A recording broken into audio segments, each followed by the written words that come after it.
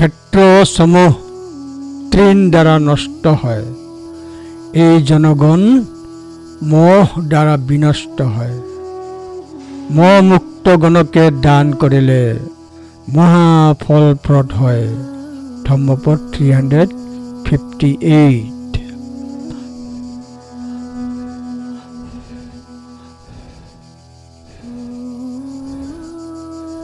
ক্ষেত্র সমূহ তৃণ দ্বারা নষ্ট হয়, এই জনগণ মোহ দ্বারা বিনষ্ট হয়।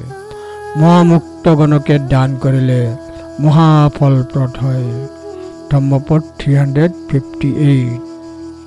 মাঠের আগাছা তাদের অভিশাপ। বিভ্রান্তি সাধারণ মানুষের জন্য একটি অভিশাপ। অতএব বিভ্রম ছাড়াই একজন ব্যক্তিকে যা দেওয়া হয় তা থেকে উচ্চ ফলন সম্ভব। আগাছা ক্ষেত্রের দোষ, ভ্রান্তি মানুষের দোষ। তাই অজ্ঞান মুক্ত ব্যক্তিকে দেওয়া উপহার প্রচুর ফল দেয়। ধম্মপদ 358। তিনোদশানি ক্ষেত্রানি মহোদশা অয়ং প্রজা তস্মাহি বিতো মহেশু দিন্নঙতি মহফলং।